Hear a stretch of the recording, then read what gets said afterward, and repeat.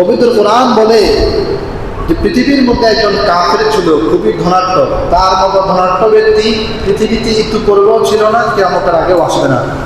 নাম তার কারুন। কি নাম ছিল? কারুন। এটা আমরা সকলেই জানি। কারুনের সম্পদ কেমন ছিল? সূরাতুল কসসে কোরআনুল কারীম বলে, ইন্না কারুনা মিন কওমি মূসা ফাবাগা আলাইহিম।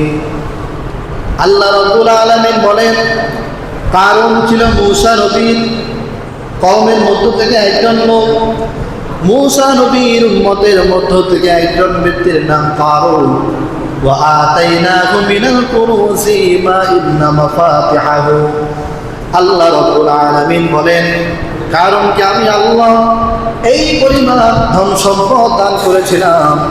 কারুনের ধন সম্পদের ভান্ডার এর চাবি বহন করার জন্য পবিত্র কোরআন বলে বিশাল একটা বাহিনীর প্রয়োজন ছিল। কারুনের ধনভাণ্ডারের চাবি বহন করত বিশাল একটা বাহিনী।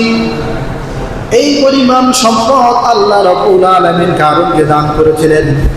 মূসা নবী একদিন বললেন, ওয়াবতাগি ফীমা আতাকাল্লাহু দারাল আখিরাহ।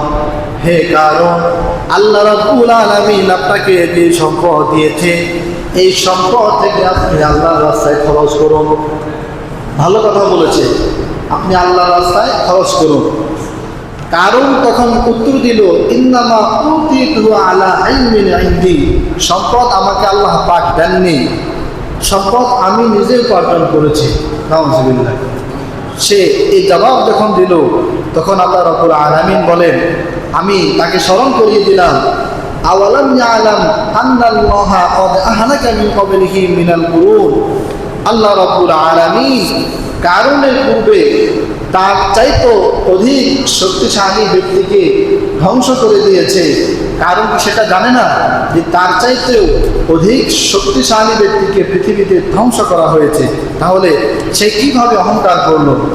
তার এই অহংকারের কারণে পবিত্র কোরআন বলে, ফাখাসাফনা বিহি ওয়া বিদারিহিল আরদ। জমিনকে আল্লাহ তাআলা বিদীর্ণ করে দিলেন, জমিনকে ফাটল ধরিয়ে দিলেন, জমিন সরে গেল কারুন জমিনের মধ্যে। জমিনের ভূগর্ভে কারুন নিপতিত হলো, নিমজ্জিত হয়ে গেল।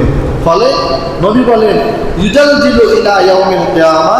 কিয়ামত পর্যন্ত কারুন মাটির নিচে যাচ্ছে এবং যাইতেই থাকবে কিয়ামত পর্যন্ত। অহংকার। তার সম্পদ ছিল, কিন্তু সম্পদে সে অহংকার প্রদর্শন করলো।